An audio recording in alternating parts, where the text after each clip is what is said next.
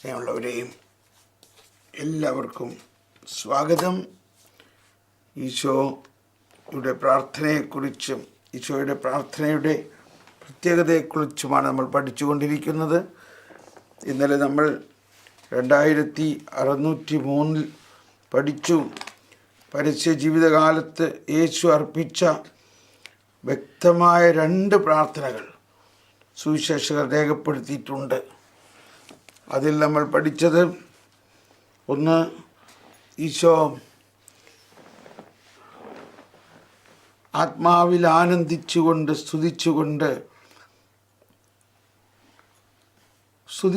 പറഞ്ഞു, പിതാവേ, അങ്ങ് ഇവയെല്ലാം ജ്ഞാനികളിൽ നിന്നും ബുദ്ധിമാന്മാരിൽ നിന്നും ഒളിച്ചു വെച്ച് ശിശുക്കളെ പോലെയുള്ളവർക്ക് വെളിപ്പെടുത്തിയിരിക്കുന്നു. അപ്പോൾ അവിടെ നമ്മൾ മനസ്സിലാക്കി ഈശോയുടെ പ്രാർത്ഥനയുടെ ഒരു സവിശേഷത. ഈശോ ആദ്യം തന്നെ സ്തുതിച്ചുകൊണ്ടാണ് പ്രാർത്ഥിക്കുന്നത്. അതിൻ്റെ സൈഡ് പാരഗ്രാഫിൽ വളരെ പ്രത്യേകമായ ഒന്ന് 2673 നമ്മൾ പഠിച്ചു. നമ്മൾ പഠിച്ചത് വളരെ പ്രധാനപ്പെട്ടൊരു കാര്യമാണ്. പ്രാർത്ഥനയിൽ ഏകപുത്രൻ്റെ മഹത്വീകൃതമായ മനുഷ്യത്വത്തിൽ അവിടുത്തെ വ്യക്തിത്വവുമായി പരിശുദ്ധാത്മാവ് നമ്മെ ഐക്യപ്പെടുത്തുന്നു. ഇത് മനസ്സിലായി എന്ന് വിശ്വസിക്കുന്നു. പ്രാർത്ഥനയിൽ ഏകപുത്രൻ്റെ മഹത്വീകൃതമായ മനുഷ്യത്വത്തിൽ, അതായത് യേശു നമ്മളിൽ ഇപ്പോൾ വസിക്കുന്നു. യേശു മനുഷ്യനും ദൈവവുമായിട്ട് നമ്മളിൽ വസിക്കുന്നു. എന്നാൽ എങ്ങനെയാണ് ഒരു മനുഷ്യനായ യേശുവിന് നമ്മളുടെ അകത്തേക്ക് പ്രവേശിക്കാൻ സാധിക്കുന്നത്?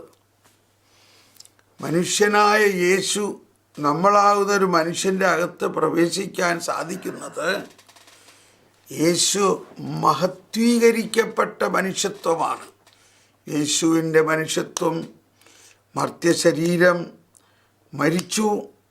ആ മർത്യശരീരം മരിച്ചു, ശ്രദ്ധിക്കണം, ആ മരിച്ച മർത്യശരീരം ഉയർത്തപ്പോഴും മനുഷ്യൻ തന്നെയാണ്. എന്നാൽ മർത്യനല്ല, അമർത്യനായി ഉയർത്തു. മഹത്വീകരിക്കപ്പെട്ട അവസ്ഥയിൽ ഉയർത്തു. ആ മഹത്വീകരിക്കപ്പെട്ട മനുഷ്യനായ യേശുവിൻ്റെ ശരീരത്തിന് ദീപ്തം, ലഘുത്വം, സൂക്ഷ്മം, അക്ഷയം ആയ ഗുണങ്ങളോടുകൂടി ഉയർത്തു. അങ്ങനെ ആ ദീപ്തം, സൂക്ഷ്മം, ലഘുത്വം, അക്ഷയമായ അവസ്ഥയിലുള്ള മനുഷ്യ ശരീരത്തിന് കോസ്മിക് ഒരു പ്രപഞ്ചത്തിൽ മുഴുവനും പ്രസരിക്കാനും പിതാവിൻ്റെ വലതുഭാഗത്തേക്കായിരിക്കാനും അതേസമയത്ത് ഓരോ മനുഷ്യ ഹൃദയത്തിലേക്ക് പ്രവേശിക്കാനും സാധിക്കുന്നു.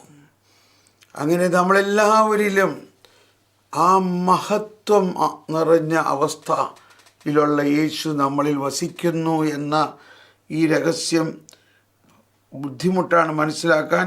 എന്നാൽ അത് മനസ്സിലാക്കാൻ ശ്രമിക്കുക. അതിനെ തുടർന്ന് നമ്മൾ ഈശോയുടെ ആ 2ാമത്തെ പ്രാർത്ഥന ലാസറിൻ്റെ ഉയർപ്പിൻ്റെ സമയത്തുള്ള പ്രാർത്ഥനയാണ്.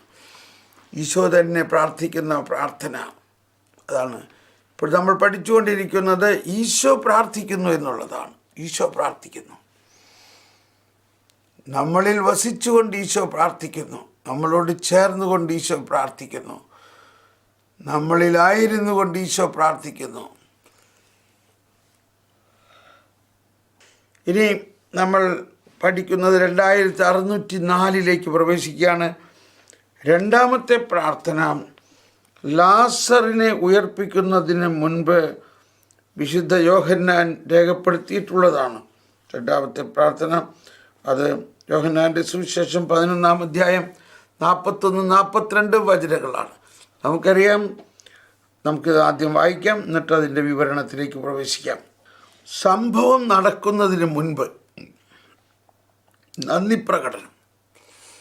ഇതാണ് ഈശോയുടെ മറ്റൊരു പ്രത്യേകത. സംഭവം നടക്കുന്നതിന് മുൻപ് നന്ദി പ്രകടനം.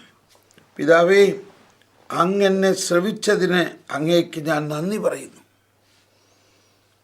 പിതാവ് എപ്പോഴും അവിടുത്തെ യാചന കേൾക്കുന്നു എന്നാണ് ഇതിനർത്ഥം. അതാണ്, പിതാവ് എപ്പോഴും അവിടുത്തെ യാചന കേൾക്കുന്നു എന്നാണ് ഇതിനർത്ഥം. യേശു ഉടൻ കൂട്ടിച്ചേർക്കുന്നു, അങ്ങ് എപ്പോഴും എന്നെ ശ്രവിക്കുന്നു എന്ന് എനിക്കറിയാം. യേശു നിരന്തരം പ്രാർത്ഥിച്ചിരുന്നു എന്നാണ് ഇത് സൂചിപ്പിക്കുന്നത്. യേശുവിൻ്റെ കൃതജ്ഞതാ പ്രകാശന പ്രാർത്ഥന എങ്ങനെയാണ് പ്രാർത്ഥിക്കേണ്ടതെന്ന് നമുക്ക് വെളിപ്പെടുത്തി തരുന്നു. വളരെ പ്രധാനപ്പെട്ടൊരു കാര്യമാണ് ഇനി നമ്മൾ കേൾക്കാൻ പോകുന്നത്. എല്ലാവരും കാതോർക്കുക. എന്തെങ്കിലും ജോലി ചെയ്യുന്നുണ്ടെങ്കിൽ ശ്രദ്ധ കേന്ദ്രീകരിക്കുക. എങ്ങനെയാണ് പ്രാർത്ഥിക്കേണ്ടതെന്ന് നമുക്ക് വെളിപ്പെടുത്തി തരുന്നു. ദാനത്തോടൊപ്പം തന്നെ നൽകുന്ന ദാതാവായ പിതാവിന്, ദാനത്തോടൊപ്പം തന്നെ നൽകുന്ന ദാതാവായ പിതാവിന് ദാനം ലഭിക്കുന്നതിന് മുൻപ് തന്നെ യേശു തന്നെ സമർപ്പിക്കുന്നു. ഒന്നുകൂടി, ദാനത്തോടൊപ്പം തന്നെ നൽകുന്ന ദാതാവായ പിതാവിന് ദാനം ലഭിക്കുന്നതിന് മുൻപ് തന്നെ യേശു തന്നെ സമർപ്പിക്കുന്നു. ദാതാവ് ദാനത്തേക്കാൾ വിലയേറിയവനാണ്. അവിടുന്നാണ് നിധി. അവിടുന്നിലാണ് പുത്രൻ്റെ ഹൃദയം വസിക്കുന്നത്. അധികമായി ദാനം നൽകപ്പെടുകയും ചെയ്യുന്നു.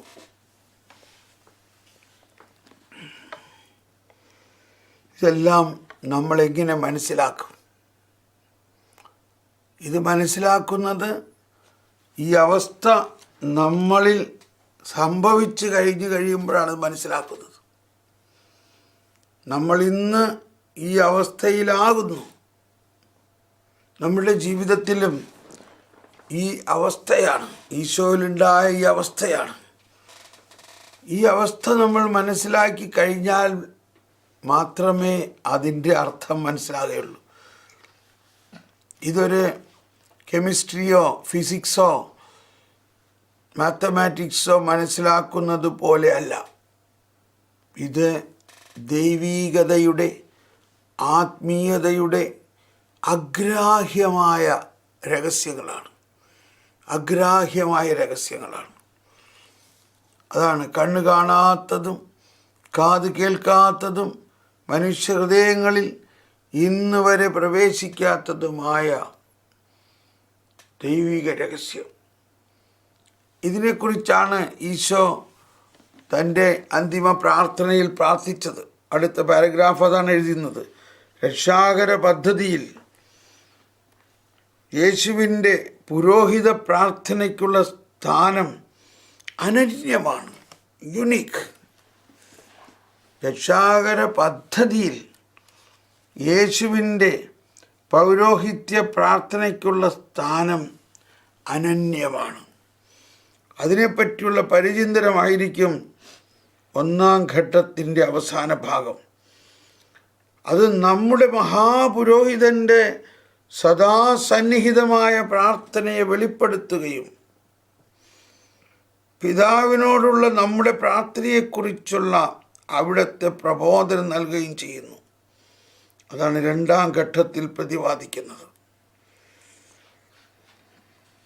ഓക്കെ, അപ്പം ഇനി നമ്മൾ മനസ്സിലാക്കേണ്ട വലിയ രഹസ്യം, ലാസറിനെ ഉയർപ്പിക്കുന്നതിന് മുൻപ് സംഭവിച്ച രഹസ്യമാണ്. ഈശോയുടെ സുവിശേഷത്തിലെ ഏറ്റവും പ്രധാനപ്പെട്ട ഒരു ഭാഗമാണ്. മറ്റൊരു സുവിശേഷകരും രേഖപ്പെടുത്താത്ത ഭാഗമാണ്. യോഹന്നാൻ്റെ സുവിശേഷത്തിൽ മാത്രമുള്ളൊരു ഭാഗമാണ്. അവിടെ പല കാര്യങ്ങൾ അതിലുണ്ട്. ഒരുപാട് രഹസ്യങ്ങൾ അതിൽ പഠിക്കാനുണ്ട്. ഈശോയുടെ ഉറ്റ സുഹൃത്തായിരുന്നു ലാസർ. ഈശോ ബാല്യകാലം മുതൽ തന്നെ പറയപ്പെടുന്നത് ജെറുസലേമിലേക്ക് ഈ നസ്രത്തിലെ കുടുംബം എല്ലാ വർഷവും പ്രധാന തിരുനാളുകൾക്കെല്ലാം വരുമ്പോൾ ജെറുസലേം ദേവാലയത്തിന് ഏതാണ്ട് 4 കിലോമീറ്റർ ദൂരത്തുള്ള ബഥാനിയിലാണ് ലാസറിൻ്റെ പെങ്ങന്മാരും അവരുടെ കുടുംബം, ലാസറിൻ്റെ പിതാവ്, അവരെല്ലാം. അപ്പോൾ ലാസറും ഈശോയും ഏതാണ്ട് ഒരേ പ്രായക്കാരാണ്. അപ്പോൾ 12 വയസ്സുള്ള സമയത്തെല്ലാം ഈശോ അവിടെ മാതാവും ഔസേപ്പിതാവും എല്ലാം ജെറുസലേമിലേക്ക് വരുമ്പോൾ അവർ ഇവരോടൊപ്പം താമസിക്കുമായിരുന്നു. അങ്ങനെ ബാല്യകാല സുഹൃത്ത് എന്നുള്ള നിലയിൽ ലാസറിനോടൊപ്പം ഈശോ ഒരുമിച്ച് പോയി അവിടെയെല്ലാം കളിക്കുമായിരുന്നു. ജെറുസലേം ദേവാലയത്തിൻ്റെ കാണാനുള്ള ആ വലിയ ആഗ്രഹം കൊണ്ട് ഇവരെല്ലാവരും പോകുന്നതിന് മുമ്പ് പിള്ളേർ തന്നെ പോയിട്ടൊക്കെ കാണുമായിരുന്നു. ഇങ്ങനെയെല്ലാം പലരും എഴുതപ്പെട്ടതായിട്ടറിയാം. അങ്ങനെ ഈശോയുടെ വളരെ സുഹൃത്തായ ലാസറിലൂടെയും കർത്താവ് ഒരു വലിയ രഹസ്യം വെളിപ്പെടുത്തുകയാണ്. നമ്മൾ 4 സുവിശേഷങ്ങളിലും ഈശോ വലിയ അത്ഭുതങ്ങളും ഈശോയുടെ വിവിധ തരത്തിലുള്ള പ്രാർത്ഥനകളെല്ലാം കാണാം. എന്നാൽ ഈ ലാസറിൻ്റെ സംഭവത്തിൽ കാണുന്നത് വളരെ പ്രത്യേകതകൾ നിറഞ്ഞ കാര്യമാണ്. ലാസർ മരിച്ചു, അല്ലെങ്കിൽ ലാസറിന് വലിയ രോഗമായി. അപ്പോൾ ലാസറിൻ്റെ പെങ്ങന്മാർ ഈശോയ്ക്ക് ആളയച്ചു. അവർ പറഞ്ഞു, നിങ്ങൾ ഇങ്ങനെ പറഞ്ഞാൽ മതി, അങ്ങ് സ്നേഹിക്കുന്നവൻ രോഗിയായിരിക്കുന്നു എന്ന് പറഞ്ഞാൽ മതി. കണ്ടോ? അപ്പോൾ അതിൽ നിന്ന് നമുക്ക് മനസ്സിലാക്കാം എത്രത്തോളം ഈശോ അവരെ സ്നേഹിക്കുന്നുണ്ട് എന്ന് അവർ മനസ്സിലാക്കുന്നു. പക്ഷേ ഈശോ വന്നില്ല. അപ്പോൾ അതിൽ നിന്ന് മനസ്സിലാക്കേണ്ടത് ഈശോ ഇതിലൂടെ വലിയൊരു അത്ഭുതം പ്രവർത്തിക്കാനും ഈശോയുടെ വ്യക്തിത്വത്തിൻ്റെ ആ മഹത്വീകരിക്കപ്പെട്ട അവസ്ഥയെ മനസ്സിലാക്കി കൊടുക്കാനും വേണ്ടിയാണ്. ലാസർ മരിച്ചു, അടക്കപ്പെട്ടു. അതിനുശേഷം 4-ാം ദിവസമാണ് ഈശോ അവിടേക്ക് വരുന്നത്. 4-ാം ദിവസം ഈശോ അവിടേക്ക് വരുമ്പോൾ ഈ സഹോദരിമാരെല്ലാം കരഞ്ഞ് അവരുടെ ഹൃദയം കലങ്ങി. അവർക്ക് വലിയ വേദനയാണ്, ഭയാനകമായ വേദന. ഒന്ന്, അവരുടെ സഹോദരൻ പിരിഞ്ഞുപോയി. എന്നാൽ രണ്ടാമത്, അവരെ സ്നേഹിക്കുന്ന അത്ഭുത പ്രവർത്തികളെല്ലാം ചെയ്യുന്ന ഈശോ അവിടേക്ക് വന്നില്ലല്ലോ.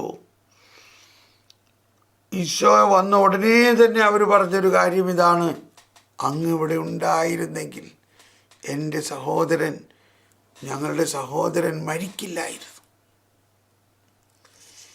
ഇവിടെ നമ്മളെല്ലാം മനസ്സിലാക്കേണ്ട വലിയൊരു രഹസ്യമാണ്. ഇവിടെ നമ്മളിലും ഇതുപോലെ ആയിരിക്കാം വിശ്വാസത്തിൻ്റെ ഒരു പ്രത്യേക അവസ്ഥയാണത്. അങ്ങ് ഇവിടെ ഉണ്ടായിരുന്നെങ്കിൽ, അങ്ങ് വന്നിരുന്നെങ്കിൽ അവൻ മരിക്കില്ലായിരുന്നു. അപ്പോൾ അവർ വിശ്വസിച്ചിരുന്നത് യേശു എല്ലാ രോഗങ്ങളും സൗഖ്യപ്പെടുത്തുന്ന ഒരാൾ. അത്രേ അവരുടെ വിശ്വാസത്തിൽ വന്നിട്ടുള്ളൂ. ഒരുപക്ഷെ അതിനുശേഷം അപ്പോൾ ഈശോ പറയാണ്, നിന്റെ സഹോദരൻ ഉയർത്തെഴുന്നേൽക്കും. അപ്പോൾ അവർ പറയുകയാണ്, അന്ത്യദിനത്തിലുള്ള ഉത്ഥാനത്തിൽ അവൻ ഉയർക്കുമെന്ന് ഞങ്ങൾക്കറിയാം. അപ്പോൾ അറ്റ്ലീസ്റ്റ് അവരത് വിശ്വസിക്കുന്നു. നമ്മുടെ സമൂഹത്തിൽ എത്ര പേരത് വിശ്വസിക്കുന്നുണ്ട്? അന്ത്യദിനത്തിൽ എല്ലാ മനുഷ്യരും ഉയർത്തെഴുന്നേൽക്കും എന്ന് എത്ര പേര് വിശ്വസിക്കുന്നു? വിശ്വാസപ്രമാണത്തിൻ്റെ അവസാനത്തെ ഖണ്ഡികയാണത്. വിശ്വാസപ്രമാണത്തിൻ്റെ അവസാനത്തെ ഖണ്ഡികയിൽ നമ്മൾ പറയുന്നു, ശരീരത്തിൻ്റെ ഉയർപ്പിലും നിത്യമായ ജീവിതത്തിലും ഞാൻ വിശ്വസിക്കുന്നു. നമ്മളത് പറയുന്നുണ്ടെങ്കിലും അത് ആത്മാർത്ഥമായി വിശ്വസിക്കണം. അന്ത്യദിനത്തിൽ നമ്മളെല്ലാവരുടെയും ശരീരം ഉയർത്തെഴുന്നേൽക്കും. അത് അവർ പറഞ്ഞപ്പോൾ ഈശോ പറയുകയാണ്, ഞാനാകുന്നു പുനരുത്ഥാനവും ജീവനും. ഞാനാകുന്നു പുനരുത്ഥാനവും ജീവനും. അവർ പറഞ്ഞു, അന്ത്യദിനത്തിൽ ഉയർത്തെഴുന്നേൽക്കുമെന്ന് ഞങ്ങൾക്കറിയാം. ഇവിടെ നമ്മൾക്കുണ്ടാകേണ്ട വലിയൊരു ബോധ്യം ഇതാണ്, ആ അന്ത്യദിനത്തിൽ ഉണ്ടാകാനിരിക്കുന്ന പുനരുത്ഥാനം, ക്രിസ്തീയത എന്ന് പറയുന്നത് ഇതാണ്. അന്ത്യദിനത്തിൽ ഉണ്ടാകാനിരിക്കുന്ന പുനരുത്ഥാനം, അതിൻ്റെ മുൻകൂർ അനുഭവം ഇവിടെ ജീവിച്ചിരിക്കുമ്പോൾ തന്നെ യേശുക്രിസ്തുവിലുള്ള വിശ്വാസം വഴി നമുക്ക് ലഭിക്കുന്നു എന്നുള്ളതാണ്. ഇത് നമ്മൾ വിശ്വസിക്കുന്നുവോ? അതാണ് ജ്ഞാനസ്നാനത്തിലൂടെയും സ്ഥൈര്യലേപനത്തിലൂടെയും വിശുദ്ധ കുർബാനയിലൂടെയും നമുക്ക് ലഭിക്കുന്നത്. കാറ്റക്കിസത്തിൽ 1002 ഖണ്ഡിക 1002 പറയുന്നത് ഇതാണ്: അവസാന ദിവസം ക്രിസ്തു നമ്മെ ഉയർപ്പിക്കുമെന്നത് സത്യമെങ്കിൽ ഒരു വിധത്തിൽ നാം ക്രിസ്തുവിനോടുകൂടി ഉത്ഥാനം ചെയ്ത് കഴിഞ്ഞു എന്നതും സത്യമാണ്. ഹല്ലേലൂയ. അവസാന ദിവസം ക്രിസ്തു നമ്മെ ഉയർപ്പിക്കുമെന്നത് സത്യമെങ്കിൽ സത്യമാണ്. ഒരു വിധത്തിൽ നാം ക്രിസ്തുവിനോട് കൂടെ ഉത്ഥാനം ചെയ്ത് കഴിഞ്ഞു എന്നതും സത്യമാണ്. എന്തെന്നാൽ പരിശുദ്ധാത്മാവിൻ്റെ പ്രവർത്തനത്താൽ ക്രിസ്തീയ ജീവിതം, ഹല്ലേലൂയ, ഭൂമിയിൽ ഇപ്പോൾ തന്നെ ക്രിസ്തുവിൻ്റെ മരണത്തിലും ഉത്ഥാനത്തിലുമുള്ള പങ്കുചേരലാണ്. തുടർന്ന് എഴുതിയിരിക്കുകയാണ് 557, അത് കൊളോസ്യ ലേഖനത്തിൽ 2:12 എല്ലാമാണ് വചനം. മാമോദിസ വഴി നിങ്ങൾ അവനോടൊപ്പം സംസ്കരിക്കപ്പെട്ടു. മരിച്ചവരിൽ നിന്ന് അവനെ ഉയർപ്പിച്ച ദൈവത്തിൻ്റെ പ്രവർത്തനത്തിലുള്ള വിശ്വാസം നിമിത്തം നിങ്ങൾ അവനോടുകൂടെ ഉയർപ്പിക്കപ്പെടുകയും ചെയ്തിരിക്കുന്നു. ക്രിസ്തുവിനോടൊപ്പം നിങ്ങൾ ഉയർപ്പിക്കപ്പെട്ടെങ്കിൽ ദൈവത്തിൻ്റെ വലതുഭാഗത്ത് ഉപവിഷ്ടനായിരിക്കുന്ന ക്രിസ്തു വസിക്കുന്ന ഉന്നതത്തിലുള്ളവയെ അന്വേഷിക്കുവിൻ. അപ്പോൾ ആ ക്രിസ്തു വസിക്കുന്ന, ആ ഉത്ഥാനം ചെയ്ത മഹത്വീകരിക്കപ്പെട്ട ക്രിസ്തു ആണ് നമ്മളിൽ വസിക്കുന്നത് എന്നുള്ളതാണ് വീണ്ടും അവിടെ പറയുന്നത്. ഇത് വളരെ പ്രമാദമായൊരു കാര്യമാണ്. നമ്മളുടെ വിശ്വാസത്തിൻ്റെ അടിസ്ഥാനമാണിത്. ക്രിസ്തീയ വിശ്വാസമെന്ന് പറയുന്നത് മരിച്ച് ഉയർത്ത് മഹത്വീകരിക്കപ്പെട്ട ക്രിസ്തുവിലുള്ള ജീവിതമാണ് ക്രിസ്ത്യാനി. അതാണ് ഈശോ ഈ ലാസറിൻ്റെ വീട്ടിൽ അവതരിപ്പിക്കാൻ ആഗ്രഹിച്ചത്. എന്താണ് ദൈവം ഇവിടെ വെച്ച് തന്നെ നൽകുന്ന ഏറ്റവും വലിയ സമ്മാനം? ഇവിടെ വെച്ച് ഈ ഭൂമിയിൽ ജീവിച്ചിരിക്കുമ്പോൾ തന്നെ അന്ത്യദിനത്ത് ലഭിക്കാനിരിക്കുന്ന ഉത്ഥാനത്തിൻ്റെ ഒരു മുന്നാസ്വാദനത്തിലൂടെ ജീവിക്കുക എന്നതാണ്. എന്ത് മനോഹരമാണത്! നമ്മൾ വിശുദ്ധ കുർബാനയിലെല്ലാമുള്ള പ്രാർത്ഥന, സർവാധിപനാം കർത്താവ് എന്ന് പാടിക്കഴിയുമ്പോൾ ഉള്ള പ്രാർത്ഥന ശ്രദ്ധിക്കണം. സർവാധിപനാം കർത്താവ് പാടിക്കഴിഞ്ഞിട്ട് ഉള്ള പ്രാർത്ഥനയാണിത്. ഉത്ഥാന ഗീതത്തിന് ശേഷം, എൻ്റെ കർത്താവേ, നീ സത്യമായി ഞങ്ങളുടെ ശരീരങ്ങൾ ഉയർപ്പിക്കുന്നവനും ആത്മാക്കളെ രക്ഷിക്കുന്നവനും ജീവനെ നിത്യം പരിപാലിക്കുന്നവനുമാകുന്നു. ഞങ്ങളെപ്പോൾ നിനക്ക് സ്തുതിയും കൃതജ്ഞതയും ആരാധനയും സമർപ്പിക്കുവാൻ കടപ്പെട്ടവരാകുന്നു. സകലത്തിൻ്റെയും നാഥ എന്നേക്കും. സകലത്തിൻ്റെയും നാഥ. അപ്പം നീ സത്യമായും ശരീരങ്ങളെ ഉയർപ്പിക്കുന്നവനാണ് എന്നുള്ളത് ഈ കുർബാനയുടെ ആരംഭത്തിൽ തന്നെ നമ്മൾ പ്രഖ്യാപിക്കുന്നതിലൂടെ നമ്മൾ നമ്മുടെ ജീവിതത്തിൻ്റെ ഏറ്റവും പ്രധാന സത്യമാണ്. ആ ഉയർത്തെഴുന്നേറ്റ ക്രിസ്തുവിലുള്ള ജീവിതമാണ് നമ്മുടെ ജീവിതം. അപ്പം ഇവിടെ അതിനുശേഷം ഈശോ ലാസറിൻ്റെ ഭവനത്തിൽ നടന്ന രഹസ്യം മനസ്സിലാക്കുക. ഈശോ ഇത് പറഞ്ഞു കഴിഞ്ഞു, നിന്റെ സഹോദരൻ ഉയർക്കും, ഞാനാകുന്നു പുനരുത്ഥാനവും ജീവനും എന്ന് പറഞ്ഞു കഴിഞ്ഞ ഉടനെ ഒരു അത്ഭുത സ്തബ്ധരായി. ഈ ഒരു ബോധ്യമാണ് ഈ ബൈബിളിൽ മറ്റെങ്ങുമില്ല, ഈ ഒറ്റ വചനത്തിലേ ഉള്ളൂ. യോഹന്നാൻ്റെ സുവിശേഷത്തിലെ ഈ 11-ാം അധ്യായത്തിൽ മാത്രമേ ഉള്ളൂ, ഞാനാകുന്നു പുനരുത്ഥാനവും ജീവനും. ഞാനാകുന്നു പുനരുത്ഥാനവും ജീവനും. എന്തോ ഒരു വിസ്മയമാണ്. എന്നിട്ട് അടുത്ത് തന്നെ ഈശോ പറയാണ്, എവിടെയാ അവനെ അടക്കിയിരിക്കുന്നത്, അങ്ങോട്ട് പോകാം. അപ്പം ഞാനാകുന്നു പുനരുത്ഥാനവും ജീവനും എന്ന ഈ വലിയ രഹസ്യത്തെ ഈശോ പ്രഖ്യാപിക്കുക മാത്രമല്ല, ഉടനെ തന്നെ അത് അനുഭവത്തിൽ കൊണ്ടുവരികയാണ്. അതിനുവേണ്ടിയാണ് ലാസറിനെ മരിപ്പിച്ചത്. ലാസർ ഈശോ അറിയാതെ മരിക്കുമോ? ലാസറിനെ മരിപ്പിച്ചത് ഈ സംഭവത്തിലൂടെ ഈ പ്രപഞ്ചം മുഴുവനിലേക്ക് ഈ ജീവിച്ചിരിക്കുന്ന അവസ്ഥയിൽ തന്നെ ഉയർപ്പ്, യേശുവിൻ്റെ ഉത്ഥാനത്തിൻ്റെ അനുഭവം തരാൻ സാധിക്കുമെന്നുള്ളതാണ്. ഇവിടെയാണ് നമ്മൾ വിശ്വാസത്തിൽ വളരേണ്ട ഒരു ഭാഗം. ഇത് വിശ്വസിക്കുമ്പോഴാണ് നമ്മുടെ വിശ്വാസത്തിൻ്റെ ഉച്ചകോടി അനുഭവത്തിലേക്ക് നമ്മൾ പ്രവേശിക്കുന്നത്. എവിടെയാണ്? അപ്പോൾ അവർ പറഞ്ഞു, വന്ന് കാണുക. അങ്ങനെ മാർത്തായും മറിയവും അങ്ങോട്ടേക്ക് പോകുന്നു. അപ്പോഴേക്കും ആ പ്രദേശത്തുള്ള ആളുകളൊക്കെ അവിടെ വന്നു. കാരണം ഈ യേശു അവിടെ വരുന്നത് കണ്ടപ്പോൾ പലരുടെയും സംസാരങ്ങൾ ഉയരാൻ തുടങ്ങി. ഇവൻ അന്ധന് കാഴ്ച കൊടുത്ത ഇവൻ നേരത്തെ വന്നായിരുന്നെങ്കിൽ ഇവർ മരിക്കുമായിരുന്നില്ല എന്നൊക്കെ ഉള്ളത്. അപ്പോഴും അവർ വിശ്വസിക്കുന്നില്ല. അവർക്കാർക്കും വിശ്വസിക്കാൻ പറ്റില്ല. അവരെ കുറ്റം പറയാൻ പറ്റുമോ?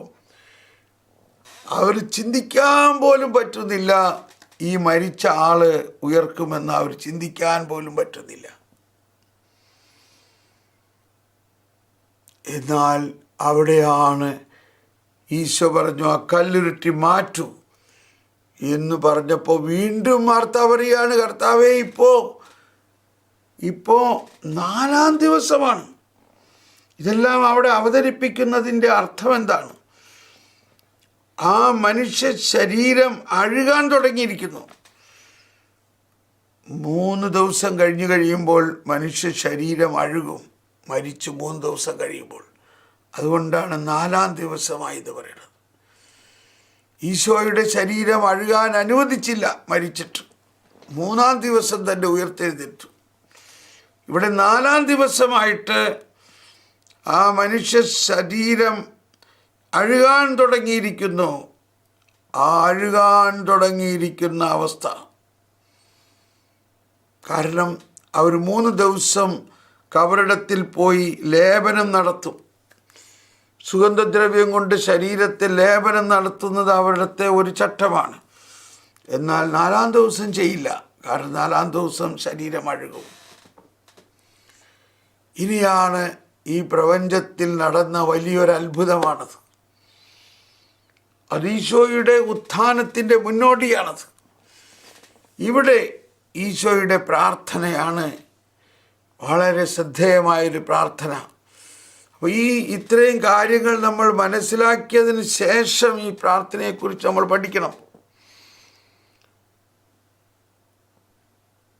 യേശു കണ്ണുകൾ ഉയർത്തി പ്രാർത്ഥിക്കുന്നു. കണ്ടോ? പിതാവേ. ഒന്ന് നമ്മൾ മനസ്സിലാക്കേണ്ടത്, നമ്മൾ പല പ്രാവശ്യം പറഞ്ഞു കഴിഞ്ഞൊരു കാര്യമാണ്, എല്ലാ പ്രാർത്ഥനയുടെയും ആരംഭം നിത്യപുരോഹിതൻ തന്നെയായ ഈശോ ആണ് എന്നുള്ളതാണ്. നമ്മളിത് മനസ്സിലാക്കണം. നമ്മളല്ല പ്രാർത്ഥന ആരംഭിക്കുന്നത്, ഈശോയാണ്. ഈശോയുടെ പ്രാർത്ഥനയാണ് നമ്മുടെ പ്രാർത്ഥനയുടെ എല്ലാം കേന്ദ്രബിന്ദു എന്നൊന്ന് പൂർണ്ണമായിട്ട് വിശ്വസിക്കുക. ഈശോ നമ്മിൽ പ്രാർത്ഥിക്കുന്നു, നമ്മോടൊത്ത് പ്രാർത്ഥിക്കുന്നു, നമ്മുടെ പ്രാർത്ഥന കേൾക്കുന്നു.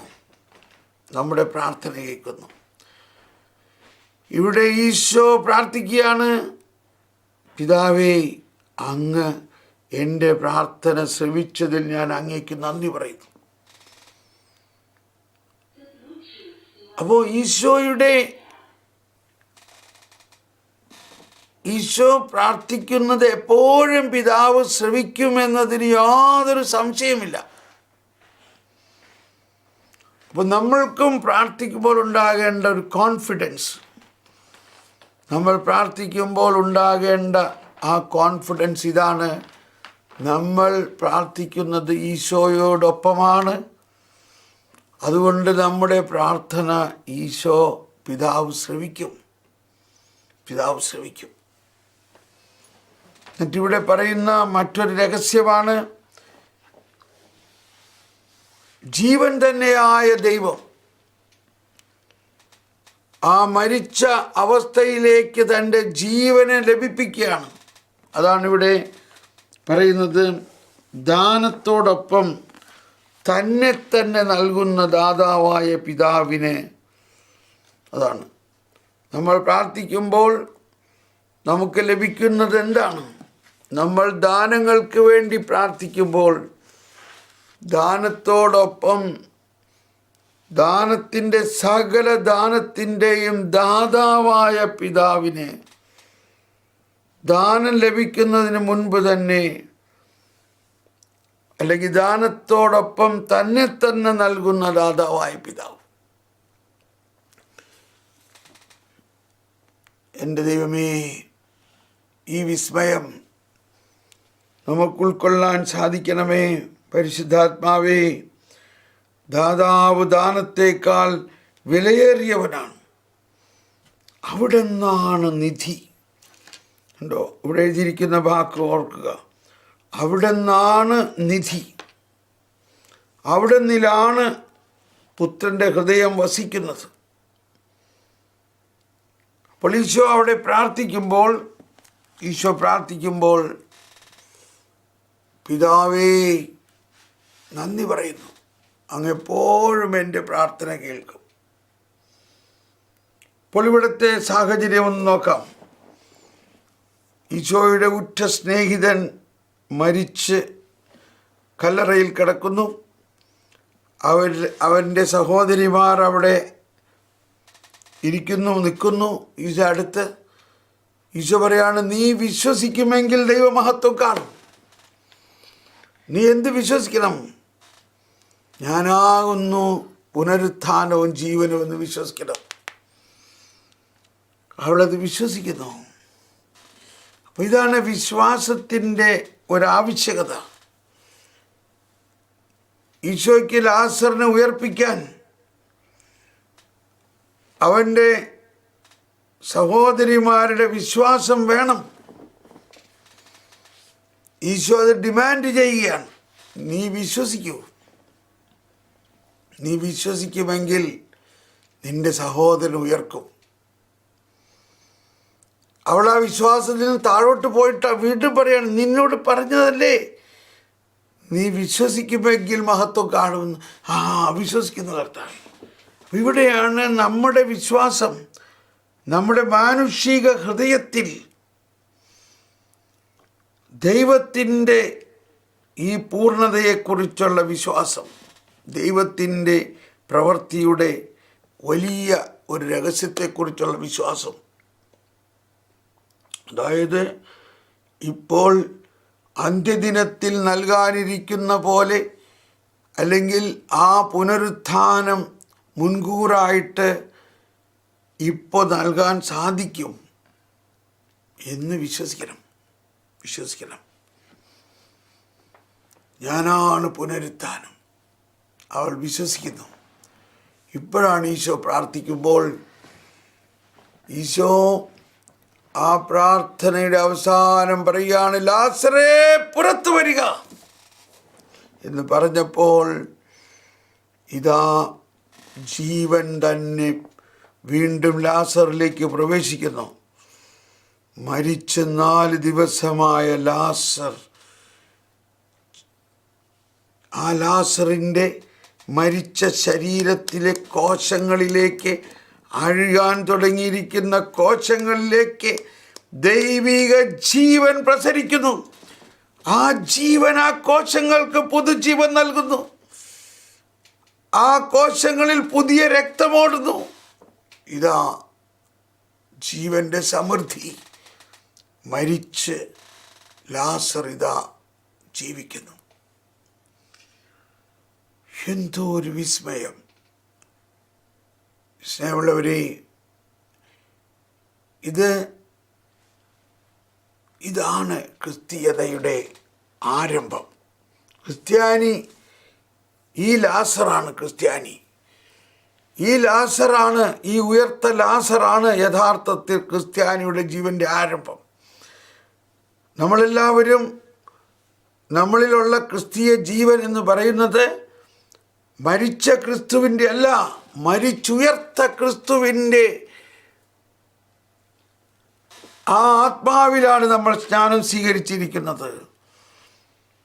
അങ്ങനെ നമ്മുടെ സാധാരണ ജീവിതം ഈ ഉത്ഥാനത്തിലുള്ള ജീവിതമാണ്.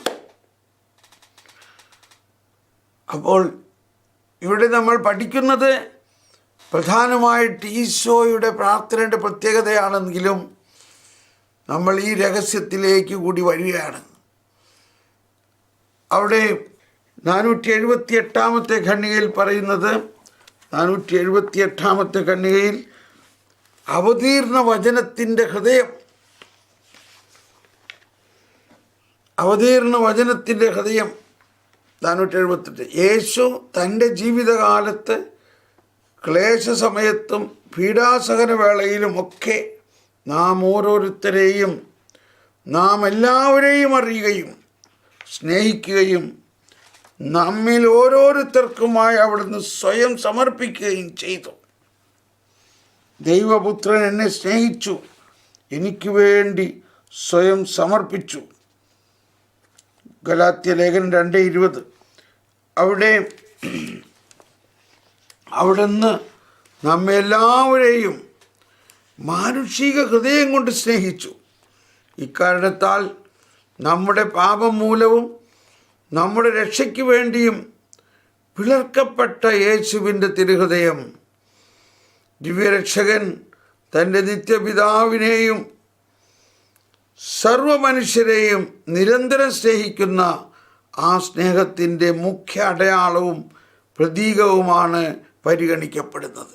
ഈശോയുടെ ആ ഹൃദയം എന്ന് പറയുന്നത്, ഈശോയുടെ ഹൃദയം എന്ന് പറയുന്നത് നമ്മൾ മനസ്സിലാക്കുന്ന ആ ഒരു ഫിസിക്കൽ ഹാർട്ടല്ല ഈശോയുടെ ഹൃദയം എന്ന് പറയുന്നത്. അവതീർണ വചനത്തിൻ്റെ ഹൃദയം. ഓക്കെ, തുടർന്ന് നമ്മൾ 2746 ഈശോയുടെ പൗരോഹിത്യ പ്രാർത്ഥനയെക്കുറിച്ചാണ്. 2746. തൻ്റെ മണിക്കൂർ സമാഗതമായപ്പോൾ യേശു പിതാവിനോട് പ്രാർത്ഥിച്ചു. സുവിശേഷ ഗ്രന്ഥം വഴി നമുക്ക് കൈവന്നിട്ടുള്ള ഏറ്റവും ദീർഘമായ ആ പ്രാർത്ഥന സൃഷ്ടി, രക്ഷ, അവിടുത്തെ മരണം, ഉയർത്തെഴുന്നേൽപ്പ് എന്നിവയെ ഉൾക്കൊള്ളുന്ന ദൈവിക പദ്ധതി മുഴുവനെയും ആശ്ലേഷിക്കുന്നു. സഭയുടെ ആരാധനാക്രമത്തിൽ പെസഹ ഒരിക്കൽ എന്നേക്കുമായി നിലനിൽക്കുന്നത് പോലെ യേശുവിൻ്റെ മണിക്കൂറിലെ പ്രാർത്ഥന അവിടുത്തേതായി എപ്പോഴും നിലനിൽക്കുന്നു. അത് ഒരിക്കൽ പ്രാർത്ഥിച്ചത് എന്നേക്കുമായിട്ടുള്ളൊരു പ്രാർത്ഥനയാണ്. വരുവിൻ, നമുക്ക് ഈ രഹസ്യങ്ങൾ ഉൾക്കൊടുത്തുകൊണ്ട് ഇങ്ങനെ പ്രാർത്ഥിക്കുന്ന ഈശോ നമ്മളിൽ വസിക്കുന്നു എന്നും നമ്മളെ ഈ രഹസ്യങ്ങളിലൂടെ, ഈ പ്രാർത്ഥനകളുടെ വിസ്മയനീയതയിലൂടെ നമ്മൾ പ്രാർത്ഥിക്കാൻ കർത്താവ് നമുക്ക് അഭിഷേകം തരുന്നു എന്ന് നമ്മൾക്ക് വിശ്വസിച്ചുകൊണ്ട് നമുക്ക് സ്തുതിച്ച് പ്രാർത്ഥിക്കാം. ഈശോയെ നന്ദി, പരിശുദ്ധാത്മാവേ നന്ദി.